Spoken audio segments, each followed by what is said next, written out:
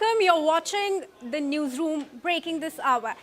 Emmanuel Macron, the French president, expressed optimism about a real chance to make progress towards a just peace between Ukraine and Russia. Speaking at the opening of a video conference for the coalition of willing supporting Kyiv, Macron emphasized that the international community must seize this moment to push for a fair resolution to the ongoing conflict. Listen in. At a crucial juncture, negotiations are getting a new impetus, and we should seize this momentum. Not because there is reason for alarm, Ukraine is solid, Russia is slow, and Europe is steadfast, but because there is finally a chance to make real progress toward a good peace.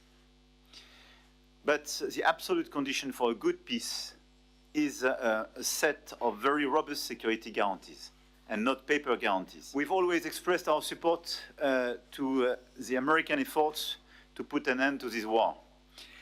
And we are united in support for a just, dignified, and lasting peace for Ukraine that would preserve its sovereignty and ensure its long-term security.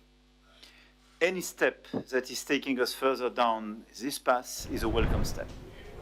Meanwhile, rescue workers in Kyiv are clearing debris from buildings heavily damaged by a massive overnight missile and drone strike which left 7 people dead.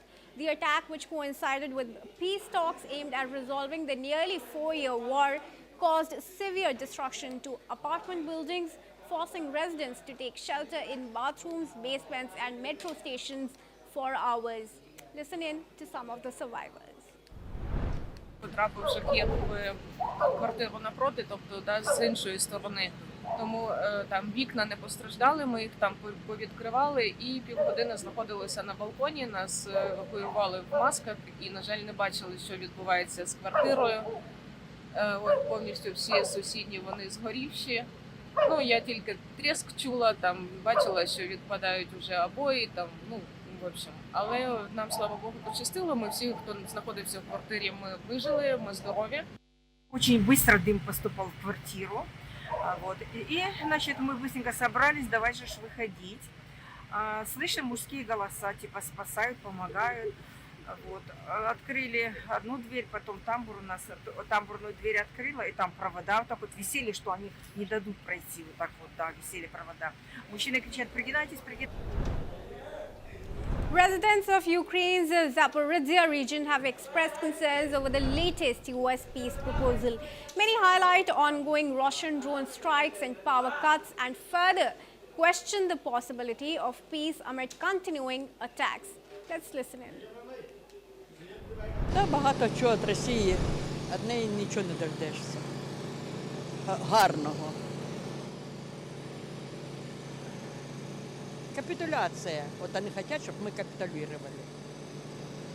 Это ужасно. Сколько людей погибло.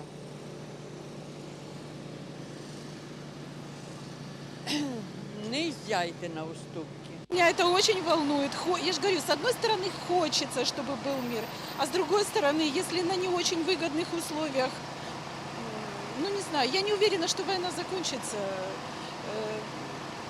Все равно это через пару лет повторится снова. Мы опять попадем в ту же самую ситуацию. Я за мир, за сохранение жизни людей. А как? Я ж не политик. Ну вот реально, вот я бухгалтер, что я? А это геополитика, ну это вообще. Мне лишь бы все были живы, все. А кто вернет человеческие жизни, вот вообще? Вот гибнут дальше люди, и мирные, и военные, ну вот. Каждый день какая-то трагедия. Я поэтому и не смотрю, стараюсь не смотреть новости. Так, я хочу перемир'я, але щоб це було перемир'я, щоб Штати...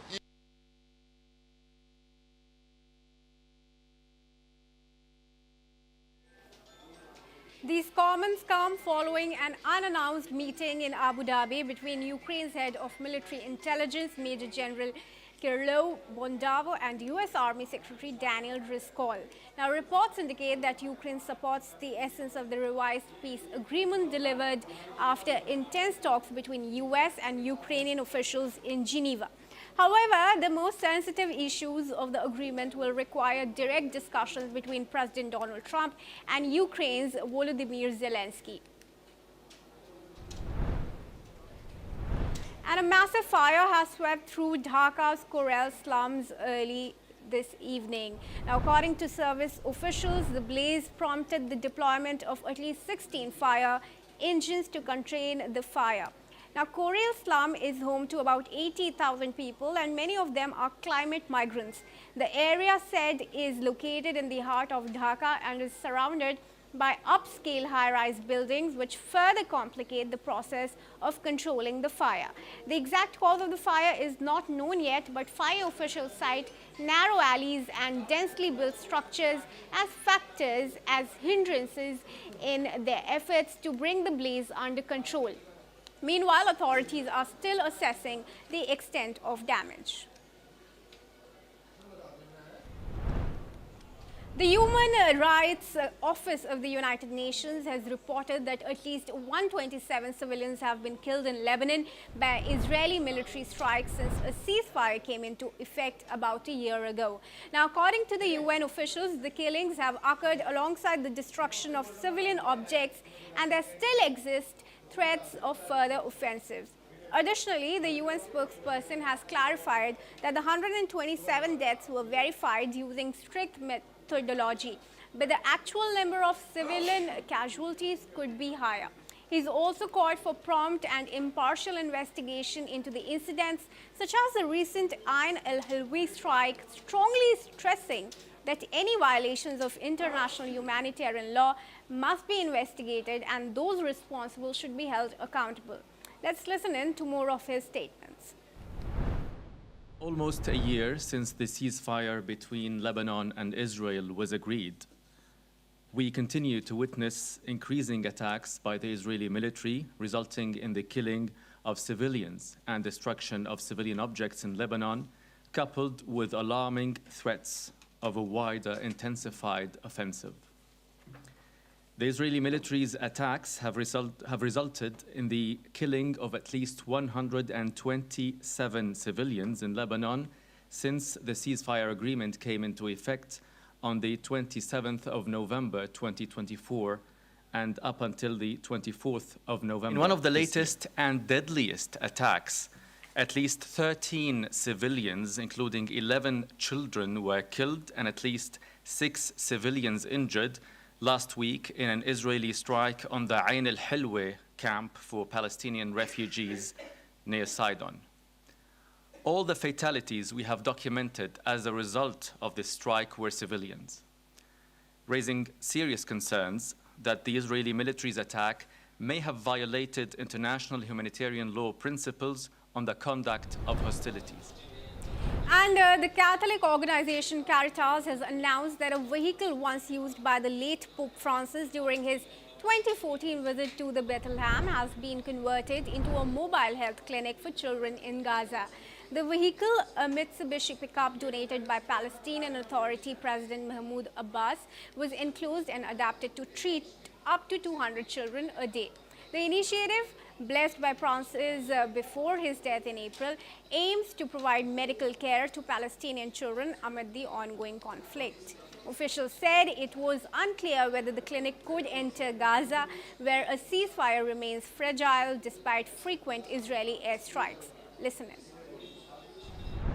Great joy that we are gathered here today to celebrate this important moment that the vehicle of hope is ready for its new mission.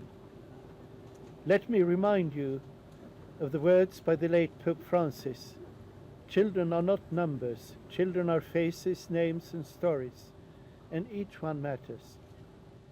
With the initiative Vehicle of Hope, we want every child we reach to feel seen, heard and protected. The rights and well-being of the child come first. This vehicle stands as a testament. The world has not forgotten the children of Gaza. I am convinced that this converted Pope Mobile can truly serve its purpose, namely a practical tool for humanitarian workers and a genuine vehicle of hope for those who need it most. Caritas Secretary General Alistair Dutton and Father Ibrahim Faltas expressed hope that the clinic would reach Gaza soon, highlighting the vehicle as a symbol that the world has not forgotten Gaza's children. Since the ceasefire, UNICEF reports at least 67 children have been killed in conflict-related incidents. And a recent poll by French survey group Odoxa predicts that 30-year-old